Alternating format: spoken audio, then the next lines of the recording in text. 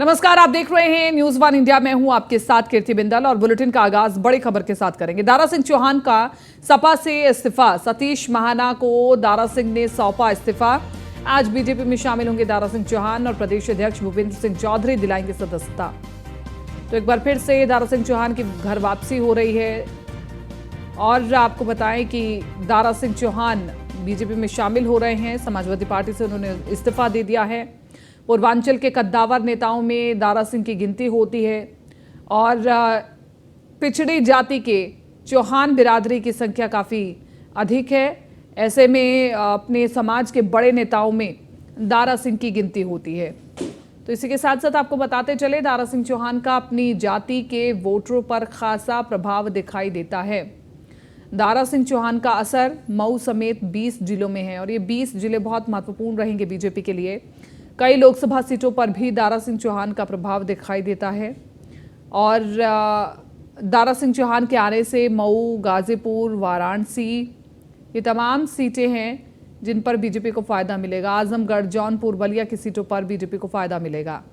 पूर्वांचल के कद्दावर नेताओं में से दारा सिंह की गिनती की जाती है।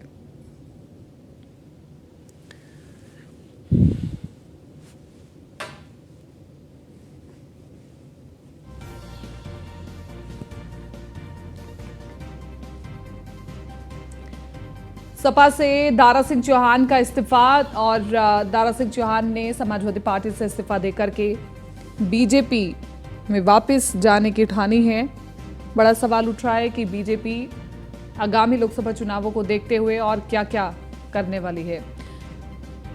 मनीष मिश्रा ज्यादा जानकारी के साथ संवाददाता बने हुए हैं। मनीष, दारा सिंह एक बार फिर से बीजेपी में शामिल हो रहे हैं और कुछ ही देर में भूपेंद्र सिंह चौधरी उन्हें बीजेपी में शामिल करवाएंगे। क्या कुछ अभी अपडेट है, कब तक का रखा गया है कार्यक्रम? हेलो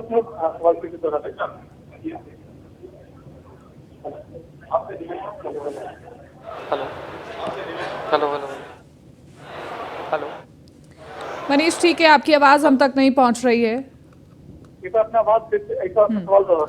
मनीष, भूपेंद्र चौधरी आज दारा सिंह को बीजेपी में शामिल कराएंगे। हम पूछ रहे हैं कि कब है ये कार्यक्रम, कितने बजे शुरू होगा?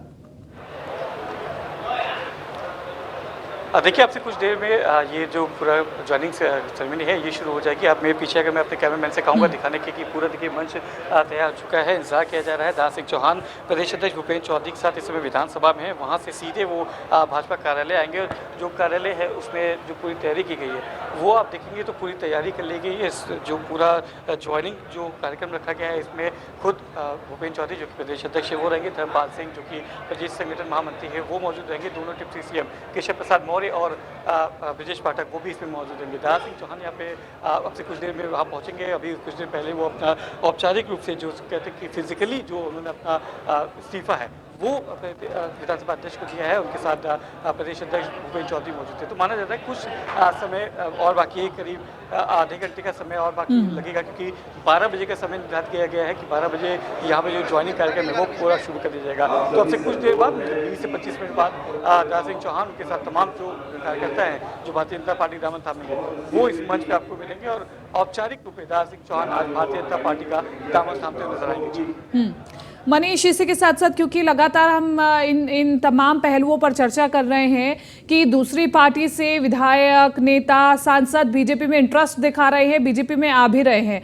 तो ये हम बीजेपी की प्लस पॉइंट की बात करें, लेकिन बीजेपी के लिए एक नेगेटिव पॉइंट ये भी हम गिन रहे हैं कि कार्यकर्ता और जो नेता पहले से ही बीजेपी में है वो भी हताश होते हैं कि देखिए पैराशूट के माध्यम से विधायकों को बुलाया जाता है, पैराशूट के माध्यम से दूसरे नेताओं को बुलाया जाता है और फिर उन्हें टिकट दे दी जाती है। तो ये भी कहीं ना कहीं ड्रॉबैक है। देखिए, निश्चित तौर से ये कहीं ना कहीं ड्रॉबैक जरूर होता है और वो कार्यकर्ता जो पिछले 5 साल से लगातार आपके लिए एक मंच तैयार करता है, उस मंच में जब कोई दूसरा आके ज्वाइनिंग करता है उसको ज़्यादा तवज्जो आती है, तो कहीं ना कहीं एक विघोराभास जरूर उत्पन्न होता है। पर अगर आप देखें दारा सिंह चौहान के आने से उतना ज़्यादा इफेक्ट नहीं पड़ेगा, क्योंकि घोसी विधानसभा है, घोसी विधानसभा से विधायक चुने गए हैं। घोसी का जो एरिया है, मऊ का जो एरिया है, वहाँ भारतीय जनता पार्टी 2022 में कमल नहीं करा पाई थी। दारा सिंह चौहान का वहाँ प्रभावशाली व्यक्तित्व माना जाता है, उनका एक प्रभाव वाला क्षेत्र माना जाता है। न केवल दारा सिंह चौहान, अगर राजभर की बात करें तो आजमगढ़, गाजीपुर, बनास के आसपास के कुछ क्षेत्र हैं, यहाँ पे राजभर समुदाय का देखा जाता, प्रभाव देखा जाता है। और 2022 के चुनाव में देखा था, आपने अपने कार्यकर्ताओं के ऊपर एक बार विश्वास करके देखा था, उनकी ताकत पूरी लगा के देखी थी, पर कोई वहाँ का जो इतना जोरदार या कहे बड़ा नेता या बड़ा चेहरा नेता जो वहाँ पे आपको जीत हासिल करा सकता था, उसी में हमने देखा गया था। चाहे आजमगढ़ की बात करेंगे, पूरी 10 विधानसभा सीट आप हार गए थे, गाजीपुर की 7 विधानसभा सीट हार गए थे, मऊ की 3 विधानसभा सीट आप हार गए थे, तो कहीं ना कहीं ड्रॉबैक आपको खुद मिला था।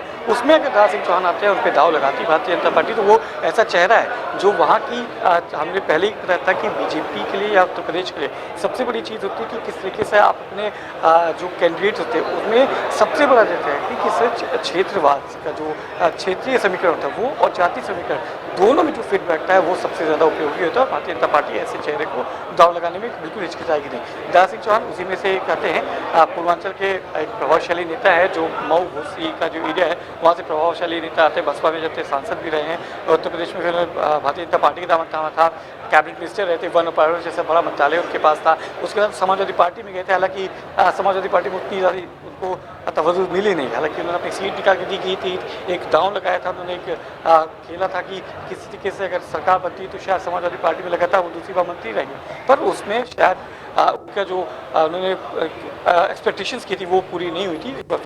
भारतीय जनता पार्टी का समय घोसी विधानसभा से इस्तीफा दिया और माना जा रहा है कि आगामी चुनाव में, लोकसभा चुनाव में आप देख सकते हैं कि घोसी लोकसभा सीट जो है जहाँ पे बहुजन समाज पार्टी का कैंडिडेट है, वहाँ से एक बार भारतीय जनता पार्टी के ऊपर दांव लगाती हुई नजर आ सकती है। विन विन सिचुएशन नहीं होगी, क्योंकि घोसी आपके पास हारी हुई सीट थी, वहाँ से अगर मौजूदा विधायक वहाँ से अगर आपके पास आता है, इतना बड़ा चेहरा आता है जो कि पूर्वांचल में नाम है, कैबिनेट मिनिस्टर रहा है, सांसद रहा है, तो एक विनिंग सिचुएशन है भारतीय जनता पार्टी की दारा सिंह चौहान का आने में। ऐसे में इतना ज़्यादा विरोधाभास दारा सिंह चौहान को लेके मौजूदा अगर आप देखेंगे उनकी कॉन्स्टिट्यूंसी में तो उतना ज़्यादा दिखाई नहीं देगा। जी चलिए, ये तो बीजेपी के लिए बहुत बेहतर स्थिति है कि इतना ज्यादा विरोध नहीं दिखाई देगा, लेकिन इसी के साथ साथ हम किन किन सीटों पर मान सकते हैं कि दारा सिंह चौहान का, क्योंकि हम अपने रिपोर्ट्स के जरिए भी दिखा रहे हैं कि दारा सिंह चौहान का कई सीटों पर सीधा सीधा प्रभाव है, तो निश्चित तौर पर अब हम ये माने कि बीजेपी अब ये मन बना चुकी है कि केवल और केवल जिताऊ उम्मीदवार को ही पार्टी में लाना है और टिकट देना है। निश्चित तौर से ये कहना गलत नहीं होगा कि भारतीय जनता पार्टी अब उन्हीं कैंडिडेट्स में दाव लगाएगी जो जिताऊ कैंडिडेट है। इसी को लेकर हमने पहले भी अपनी रिपोर्ट दिखाई थी, अपने दर्शकों को हमने दिखाया था कि किस तरीके से भारतीय जनता पार्टी अब ऑब्जर्वर्स और जो विस्तारक हैं उनकी जो रिपोर्ट्स है उसके आधार पर ही अब आगे के जो कैंडिडेट्स हैं उनको चुना जाएगा। माना जा रहा है कि जिस तरीके से विस्तारकों की बात करेंगे या फिर हम कैंडिडेट्स की बात करेंगे तो एक अंतरिम रिपोर्ट या एक इंटेलिजेंस की रिपोर्ट के जो विस्तारक के रूप में उनको दी जाएगी। उस रिपोर्ट पे तय किया जाएगा कि 2024 में कौन कैंडिडेट होगा, किस सांसद ने, मौजूदा सांसदों ने अपने कार्यभार किए, जो केंद्र की योजनाएं हैं उनको अमल लाए, अपने क्षेत्र में कितना काम दिया है, अपने क्षेत्र में कितना उन्होंने समय दिया है, और विस्तारकों की जाम जन से जो रिपोर्ट आएगी कि सांसद के प्रति वहाँ की आम जन की राय क्या है, उसको लेकर कहीं ना कहीं एक ये रिपोर्ट अहम मानी जाएगी। ऐसे में अगर कोई कैंडिडेट बाहर से आता है, क्योंकि विस्तारकों की रिपोर्ट थी कि कई कैंडिडेट ऐसे हैं, कई क्षेत्र ऐसे हैं जहाँ पे जो दूसरे पक्ष के नेता है, जो दूसरी विपक्षी दल के नेता है वो ज़्यादा प्रभावशाली है, उनको अगर भारतीय जनता पार्टी में लाया जाएगा तो वो कैंडिडेट, वो सीट और बिल्कुल क्लियर हो सकती है। तो ऐसे में तो दूसरे विपक्षी नेताओं पे भी दाव लगाने में, भारतीय जनता पार्टी अपने लाने में कोई गुरेज नहीं छोड़ेगी। माना जा रहा है कि 2024 का आज आप देख सकते हैं कि एक तरीके से 2022 में जिस तरीके से देखा था कि एक चुनाव के पहले जो जोड़ तोड़ की राजनीति शुरू थी, आज उसका एक आगाज रूप दे सकती है कि दारा सिंह चौहान, ओम प्रकाश राजभर की एंट्री हुई है, दारा सिंह चौहान की एंट्री हुई है, तो दारा सिंह चौहान के सलीके तमाम कई बड़े नेता हैं, कई बड़े नाम हैं अभी भारतीय जनता पार्टी में जो आगे ऐसे में आपको ज्वाइनिंग करते हुए देख सकते हैं। जी मनीष, इसी के साथ साथ ये भी जानना बहुत महत्वपूर्ण, वो तमाम क्या बड़े फैक्टर्स है जिसके तहत जिस ट्रैक पर बीजेपी चलती है, अपने पुराने नेताओं की घर वापसी करा लेती है और जो दूसरी पार्टी में दूसरे नेता हैं वो आकर्षित होते हैं बीजेपी की तरफ। हालांकि अगर हम ये सवाल विपक्ष से पूछे तो विपक्ष ये कहती है कि ईडी का डर है, सीबीआई का डर है, इसलिए विपक्ष के नेता बीजेपी में शामिल हो जाते हैं। लेकिन रिपोर्ट्स धरातल पर क्या कहती है कि बीजेपी में ऐसा क्या है कि बीजेपी की और आजकल में और पिछले कुछ सालों से बीजेपी में लोग काफी आकर्षित हो रहे हैं? देखिए, 2014 में आपको लेकर चलेंगे। 2014 के पहले भारतीय जनता पार्टी का यूपी में आप लेंगे तो दूसरे या तीसरे नंबर पे पार्टी रहती थी। उतना ज़्यादा असर नहीं रहता था, उतना ज़्यादा प्रभावशाली नहीं माना जाता था भारतीय जनता पार्टी को। पर 2014 के बाद जब से प्रधानमंत्री नरेंद्र मोदी का आगाज़ होता है, कमान संभालते हैं खुद केंद्रीय गृह मंत्री तत्कालीन बीजेपी के प्रेसिडेंट और प्रभारी उत्तर प्रदेश के अमित शाह। थिंक टैंक कहे जाते हैं, माना जाता है कि एक एक रणनीति बनाने में बड़े माहिर माने थे, यूपी की नस नस से माहिर माने थे। और जो आज की आप ज्वाइनिंग देख रहे हैं, चाहे उनका राजभर को लाना हो, चाहे दारा सिंह चौहान को लाना हो, इसमें भी सहमति किसकी बनी है? अमित शाह की। क्योंकि बीजेपी को मालूम है कि उत्तर प्रदेश की अहमियत क्या है। उत्तर प्रदेश को माना जाता है कि अगर दिल्ली कहीं ना कहीं उसका रास्ता, दिल्ली का रास्ता उत्तर प्रदेश हो जाता है। उत्तर प्रदेश में कोई रिस्क नहीं लेना चाहता भारतीय जनता पार्टी। 80 लोकसभा सीटें आती हैं, हम देखे थे पहले। ठीक है मनीष, हम लौटेंगे आपके पास, जैसे कोई बड़ी अपडेट आएगी हम तक पहुंचाइएगा जरूर। फिलहाल के लिए बहुत बहुत शुक्रिया। और देखिए, इस बीच एक और बड़ी खबर है, वो आपको बता देते हैं। लखनऊ से सुभाषपा का एनडीए से गठबंधन पर शिवपाल का ट्वीट सामने आया है। शिवपाल सिंह यादव ने ओपी राजभर पर निशाना साधा। उन्होंने कहा कि बाजा बजाते बजाते खुद ही बैंड बन गए, इनका समाज राजभर की असलियत समझ चुका है। ओपी राजभर किसी के नहीं हो सकते। शिवपाल यादव अब तो राजभर अपने समाज के ठेकेदार भी नहीं रहे। तो देखिए, बड़ी खबर आपको बता रहे हैं, शिवपाल सिंह यादव ने तंज कसा है ओम प्रकाश राजभर पर। अभी तक ओम प्रकाश राजभर पर कोई टिप्पणी भी नहीं की जा रही थी समाजवादी पार्टी की ओर से। जैसे बीजेपी में ओम प्रकाश राजभर शामिल हुए तो ट्वीट भी सामने आ गया। बाजा बजाते बजाते खुद ही बैंड बन गए, अब तो इनका समाज भी इनकी असलियत समझ चुका है कि ये असल में किसी के नहीं है। अब तो ये महोदय अपने समाज के ठेकेदार भी नहीं रहे हैं।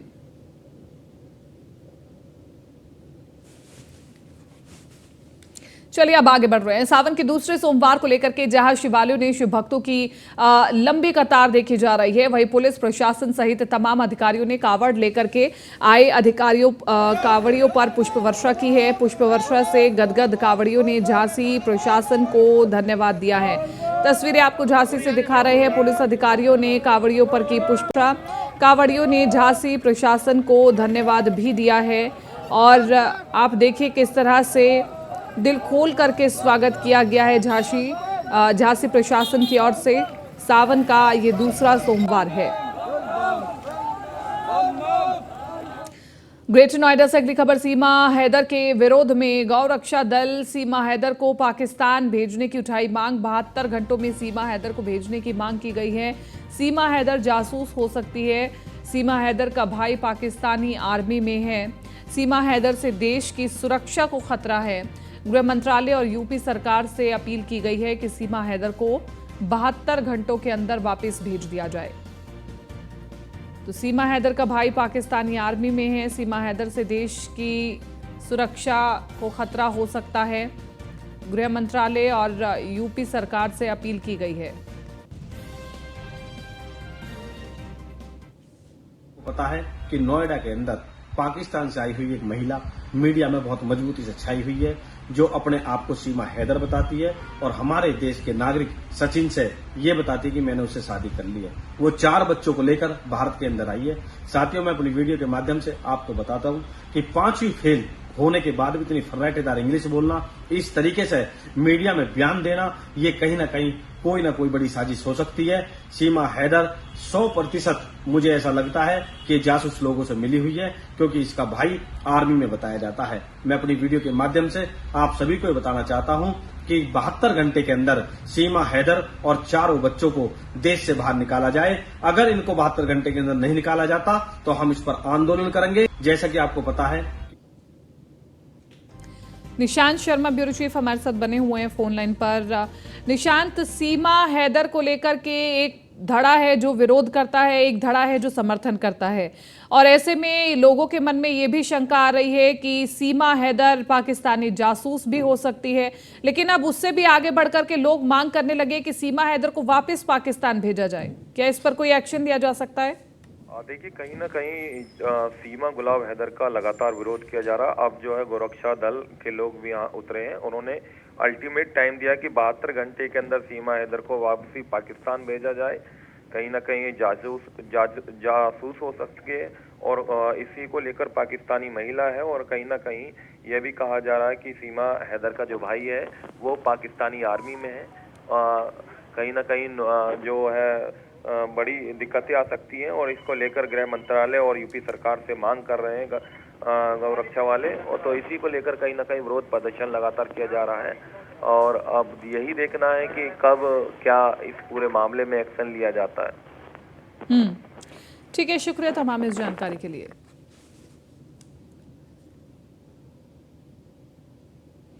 लखनऊ से अगली खबर, सीमा हैदर मामले की जांच कर रही यूपी एसटीएफ। सीमा हैदर के पाकिस्तान से भारत आने की होगी जांच। कराची से दुबई, नेपाल के रास्ते भारत आने की होगी जांच। और सीमा हैदर पर आईएसआईएस का एजेंट होने का भी शक है। सीमा की नोएडा के सचिन मीणा से हुई थी दोस्ती। नेपाल में सचिन से सीमा हैदर ने की थी शादी। अपने 4 बच्चों के साथ नोएडा पहुंची सीमा हैदर।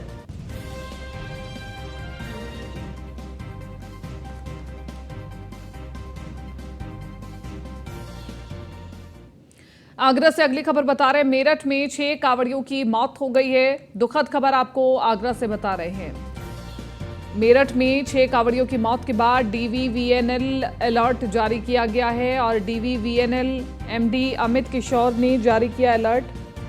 कांवड़ियों के बीच पहुंचे आगरा डीवीवीएनएल एमडी। परिक्रमा मार्ग का निरीक्षण कर लोगों को जागरूक किया गया। बिजली के खंभे, ट्रांसफार्मर से दूरी बनाकर चलने की हिदायत दी गई है। कैलाश महादेव मंदिर पहुंचे डीवीवीएनएल एमडी अमित किशोर। जगह जगह पोस्टर चिपका कर लोगों को किया गया जागरूक। तो हमारे विद्युत विभाग के द्वारा जो भी कांवर का रूट है उसको पूरा हम लोग जहाँ भी संभव मतलब जहाँ भी आवश्यकता है वहाँ हम लोग पॉलीथीन लगा रहे हैं। साथ ही साथ हम लोग ये भी इंश्योर कर रहे हैं कि इसका व्यापक प्रचार प्रसार हो कि जो हमारे खंबे हैं, बरसात के समय कई बार ऐसा होता है कि उसमें करंट की संभावना रहती है, तो लोग उसको उस पर आसपास टेंट ना लगाएं, सारी चीज़ें ना करें, और इसका व्यापक प्रचार प्रसार कर रहे हैं लोगों के माध्यम से। और जो हमारे कैलाश मंदिर के महंत जी भी यहाँ आए हुए हैं, इनसे भी हमने अनुरोध किया है कि लोगों को जागरूक करें। और जहाँ जहाँ ये ठहराव होते हैं, पंडाल लगते हैं, वहाँ हम लोग पैम्पलेट भी हम लोगों ने छपवाया है। इस तरह के हम लोग होर्डिंग बना के वहाँ लगा रहे हैं और ये पूरे 21 जिले में हम लोग ये कराएंगे। और लोगों से अपील भी है कि जो ये बहुत ही पावन महीना है सावन का, इसमें लोग श्रद्धा से अपने जल भी चढ़ाएं, साथ ही साथ सावधानी से भी रहें जिससे कोई अप्रत्याशित दुर्घटना न हो। एक तो हमारे विद्युत विभाग के द्वारा। झांसी से अगली खबर, वंदे भारत ट्रेन में लगी भीषण आग और मध्य प्रदेश के वीना स्टेशन के पास ट्रेन में लगी आग। वंदे भारत ट्रेन में आग लगने से मचा हड़कंप। झांसी से बिना के बीच ट्रेन में लगी आग और ट्रेन में कोच के नीचे बैटरी में लगी भीषण आग। आग लगने से घटना में कोई जान हानि नहीं हुई है। सभी यात्रियों को ट्रेन से सुरक्षित उतारा गया। तो देखिए, बड़ी खबर आपको बता रहे हैं, वंदे भारत ट्रेन से जुड़ी हुई बड़ी खबर। ये तस्वीरें देखिए, वंदे भारत ट्रेन की एक बोगी में आग लग गई। हालांकि वंदे भारत ट्रेन के नीचे जो बैटरी लगी हुई थी उसमें आग लगी है। जान माल की कोई हानि नहीं हुई है। लोगों को सुरक्षित बाहर निकाल लिया गया। राजीव दीक्षित ज्यादा जानकारी के साथ संवाददाता बने हुए हमारे साथ फोन लाइन पर। राजीव दीक्षित, बताएं कि कैसे ये पूरी घटना होती है, क्या इस पर जांच बिठाई गई है? क्योंकि वंदे भारत अभी तो उतरी है लोगों की सेवाओं में, और ऐसे में अगर ऐसी घटनाएं आएंगी तो लोगों में डर का माहौल पैदा हो जाएगा। जी बिल्कुल, आपको बता दें कि अभी 3 महीने पहले प्रधानमंत्री मोदी ने भोपाल के रानी कमलावती स्टेशन से ये जो ट्रेन है इसको हरी झंडी दिखाई थी, और आज यह बीना के पास अचानक से इसमें जो बैटरी लगी रहती है नीचे, उसमें अचानक से आग लग गई और इसके बाद हड़कंप की स्थिति मच गई। फिलहाल पूरी घटना में कोई हताहत नहीं हुआ है और जो भी यात्री थे उनको सकुशल वहां से निकाल लिया गया था। लेकिन कहीं ना कहीं जब यह आग लगी है तो यह जो घटना हुई है यह इसकी जांच होना चाहिए, और यह बहुत बड़ी घटना है कि जिस तरीके से इस ट्रेन को पूरे सेफ्टी के साथ और बताया जा रहा है कि पूरी सुरक्षा के साथ इसको चलाया जाता है। पूरी सुरक्षा के साथ इसमें यात्री सफर कर सकते हैं, लेकिन फिर भी इसमें जो आग लगी है वो कहीं ना कहीं इसकी जांच जरूर होना चाहिए और क्या कारण रहे इसकी जानकारी मिलना चाहिए। जी ठीक है, बहुत बहुत शुक्रिया राजीव तमाम इस जानकारी के लिए। कुशीनगर से अगली खबर आपको बता रहे हैं। 10वीं की छात्रा रहस्यमय परिस्थितियों में गायब हो गई है। अपहरण का मुकदमा दर्ज कर जांच शुरू की गई है।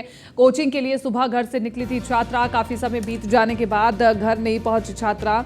एक पुलिया के पास खड़ी मिली छात्रा की साइकिल। अनहोनी की आशंका से परेशान छात्रा के परिजन। बडरौना कोतवाली पुलिस ने केस किया दर्ज। तो बड़ी खबर आपको बता रहे हैं, रहस्यमय परिस्थितियों में छात्रा गायब हो गई है और जो परिजन है वो काफ़ी ज़्यादा परेशान नज़र आ रहे हैं। अनहोनी की आशंका के चलते उन्होंने पुलिस थाने में रिपोर्ट दर्ज कराई और अभी शिकायत के आधार पर जांच की जा रही है और बच्ची की तलाश की जा रही है। 10वीं की छात्रा रहस्यमय परिस्थितियों में गायब हो गई है। कुशीनगर से पूरी खबर आपको बता रहे हैं। अपहरण का मुकदमा दर्ज कर जांच शुरू कर दी गई है। तो कोचिंग के लिए सुबह घर से निकली थी छात्रा। काफी समय बीत जाने के बाद भी घर नहीं पहुंची छात्रा। तो परिजन परेशान हो गए। एक पुलिया के पास छात्रा की साइकिल पड़ी मिली। पुलिस अब छात्रा की तलाश कर रही है। डीके यादव बने में ज्यादा जानकारी के साथ संवाददाता फोन लाइन पर। डीके यादव, छात्रा के गायब होने की सूचना मिली है। पुलिस की कार्रवाई अब तक कहां पहुंची है? क्या आश्वासन परिजनों को दिया जा रहा है? जी देखिए, पटौना कोतवाली क्षेत्र के हिरना गांव के पास का एक मामला है जहाँ पे 10वीं की छात्रा कल कोचिंग करने के लिए घर से निकली थी, लेकिन वो घर वापस नहीं आई। इसको लेकर परिजनों में काफी जो है कि परेशान थे और इसको लेकर पटौना कोतवाली पुलिस को उन्होंने तहरीर भी दिया था, जिस पर पुलिस ने 363 अपहरण का मुकदमा दर्ज कर दिया। साथ ही जो है कि जब परिजन खोजबीन किए तो गांव के बाहर एक पुलिया के पास जो छात्रा थी उसका साइकिल भी मिला है, लेकिन छात्रा अभी नहीं मिल पाई है, जिसको लेकर काफी परिजनों में जो है कि परेशान भी है परिजन और रो रो के उनका बुरा हाल है। हालांकि इस मामले को लेकर पुलिस अपनी तत्परता दिखा रही है और छात्रा की तलाश भी करने में जुटी हुई थी। ठीक है डीके यादव, शुक्रिया तमाम इस जानकारी के लिए। फर्रुखाबाद से अगली खबर बता रहे हैं। सरकारी स्कूलों में टीचरों की दबंगई। टीचर ने छात्र को डंडे से पीटा, गाली गलौज भी की। टीचर की मारपीट से छात्र को आई गंभीर चोट। दबंगई का वीडियो सोशल मीडिया पर वायरल हो रहा है। खंड शिक्षा अधिकारी से परिजनों ने की शिकायत। आरोपी टीचर के खिलाफ दिया प्रार्थना पत्र। प्राथमिक विद्यालय धनियापुर का पूरा मामला बताया जा रहा है। देखिए, बड़ी खबर आपको बता रहे हैं। टीचरों की दबंगई, छात्र की पिटाई, प्राथमिक विद्यालय धनियापुर का पूरा मामला। तो आप बच्चे के शरीर पर निशान देख सकते हैं। इतनी बेरहमी से बच्चे को पीटा गया है। फिलहाल इस बुलेटिन में मेरे साथ इतना ही।